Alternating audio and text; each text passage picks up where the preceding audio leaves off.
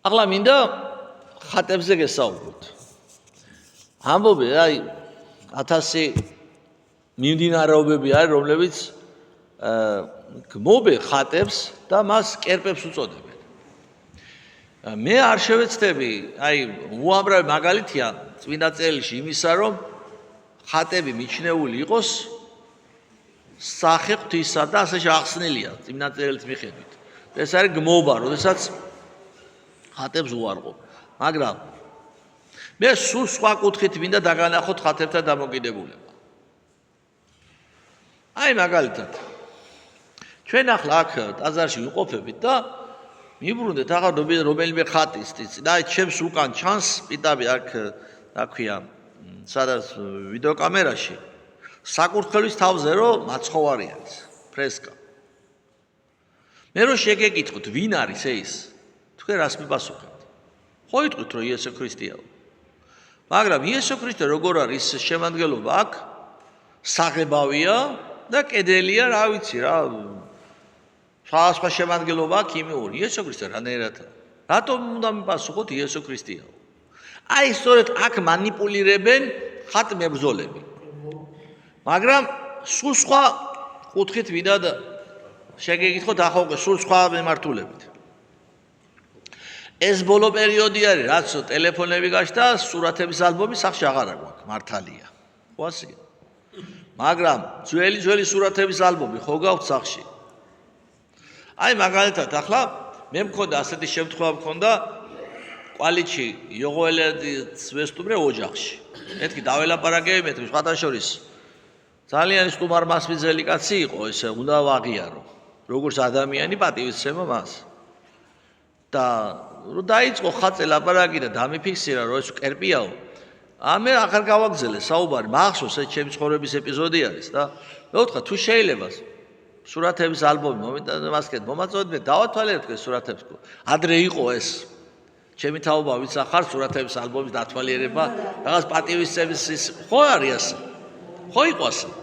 გამოიტანა, გაეხარდა სხვათა შორის, აი მეუღლესაც გაეხარდა და თვითონაც გაეხარდა ესეამ და გამოვიტანა და ვეკითხები ახლა ძალიან შინაურულად, აი ველაპარაკები, არ ველაპარაკები რელიგიაზე. ეს ვინ არის და რა კარგია მეთქე შვილები, მეთქი რაკეთ იქით შვილი ყავდა გარდაცვლილი. ამიტომ იყო ჩათრეული იოღოელების, აი ხოც რა მაგას იყენებენ ბოროტად.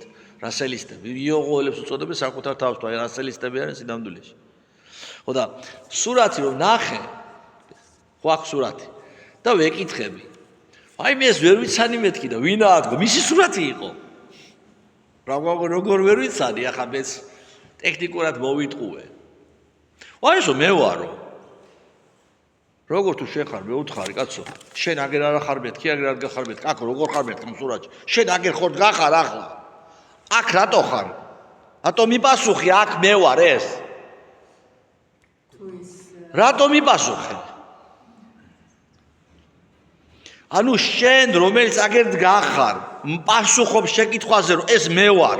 შენივე სურათზე, რა თქმა უნდა. ესე იგი შენი სურათი შენ ხარ და ქრისტეს ფრესკა ქრისტე არ არის. რატო არ მიპასუხე, საღებავი მეთქი? ცოტა კი დაიბრამა, იმ მომენტში ავიცი, არ უთქვა ურ არის ისევე სექტანტობაზე. არ გამიგია ყოველ შემთხვევაში შეიძლება კი გადარჩა მე მაინც არ ვიცი. და აი კითხვას გისვამთ. როდესაც სურათს ნახავთ. ნახეთ სურათში ვინმე თქვენი ახლობელი. ვა, ეს არის ეგრე ხო საღებავს ხო არ ამბობთ. სახია მისი გამოსახული. მისი სახეა სურათი რა არის? ქრისტე როცა ეკითხებია ქრისტეს გამოსtildeად კეისარს მივცეთ თუ არა ხარკიო. ქრისტე კითხვას უბრუნებს. მომეცითო თქვენი ფულის მონეტა მომეცითო და ვინ არის ეს გამოსახულიო? კეისარიო. ხო და მიეცით კეისარს კეისრისა და ღმერთს ღმერთისო. თუ ეტყოდა რომ არ მივცეთ ხარკი კეისარს, კეისრის მოწინააღმდეგედ გამოაცხადებდნენ და დააკავებდა როგორც ბუნტოვშიკს. თუ იტყოდა რომ ხარკი მიცვათ კეისარს ცოდვილად გამოაცხადებენ, იმიტომ ებრაელებს ეზიზღებოდათ. ყველა ვინც ებრაელებიდან ფულს კრიბავდა და რომის იმპერიაში მეზვერი, მეტი კი არაფერია, მეზვერი რო ცოდვილიაო, მაგას ნიშნავს. ეს იქნებოდა. ამიტომ ისეთი პასუხი მისცა ვერ დაადანაშაულეს, მაგრამ რას პასუხობენ? ფულ მონეტაზე რა არის გამოსახულიო? კეისარიო. კეისრის სახე იყო ზეთ. ჩვენთვის აი ფრესკა, ისევ ფრესკაზე ხას უსვა, იმიტომ რომ კადრში ჩანს.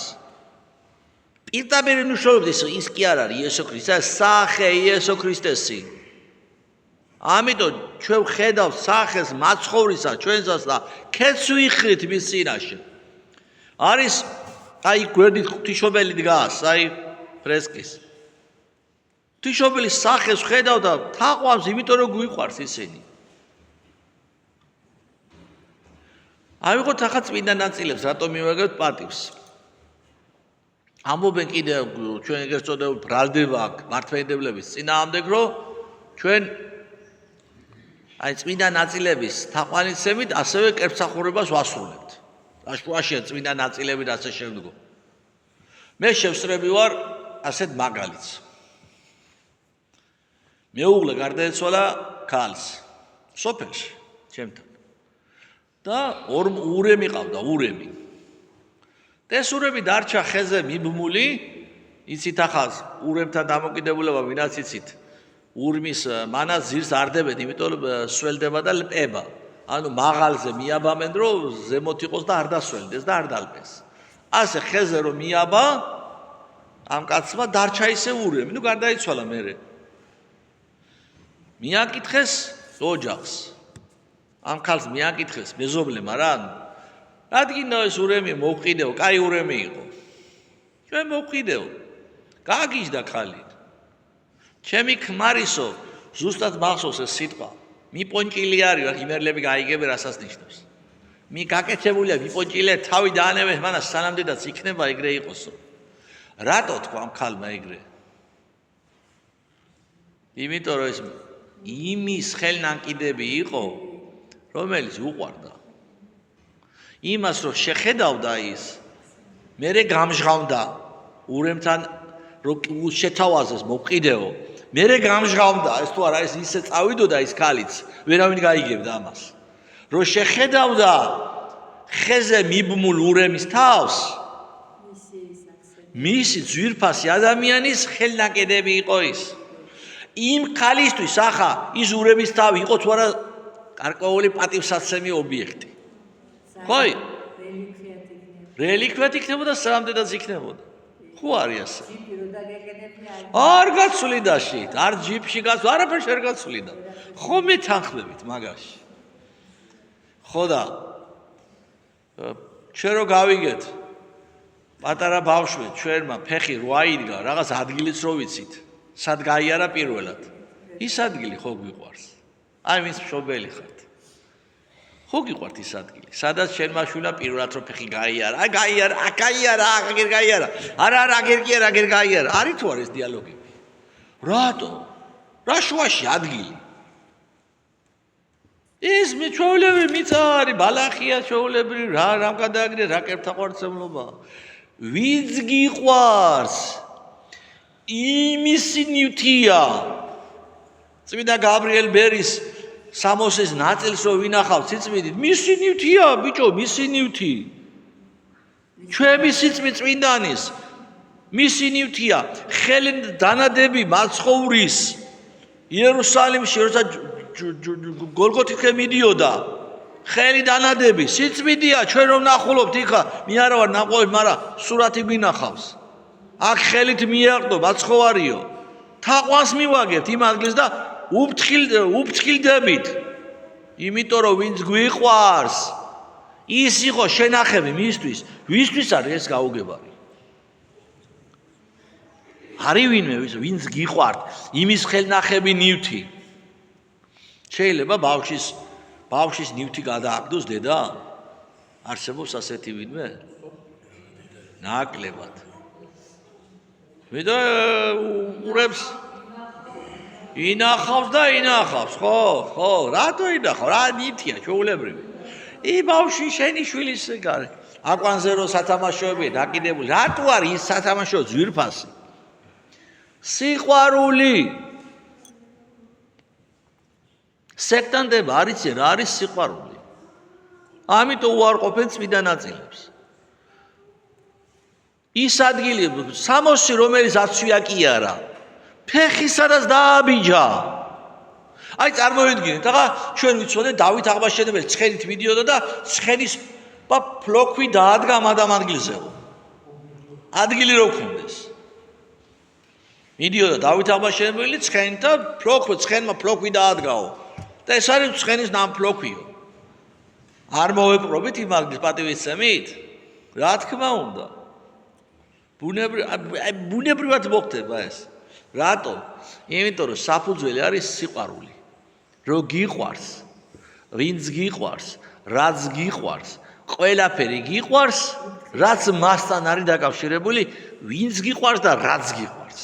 ასე რომ თუ ჩვენ გვიყვარს ღმერთი, მისი სამოსის ბოლო ნაწილი გვიყვარს და ამიტომ ხდება სასწაული. სამოსის ბოლო ნაწილს რო შეეხო, სისხლმდინარე დედაკაცი და განიკურდა, სწორედ ამის გამო მას ნამდვილად უყვარდა მაცხოვარი. მითო განიკურდა ის, მისმა სიყვარულმა განკურდა, რომ შეეხო.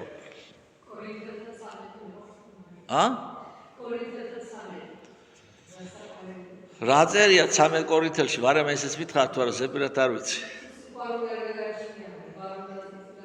არაფერი არ ახარ, თუ სიყვარული არ გაგაჩნია. კი ბატონო, მართალია. ასე რომ, ჩემო კარგებო, სადაც არის ღმერთის სიყვარული, ღმერთთან დაკავშირებული ყველაფერი სიწმინდეა ჩვენი.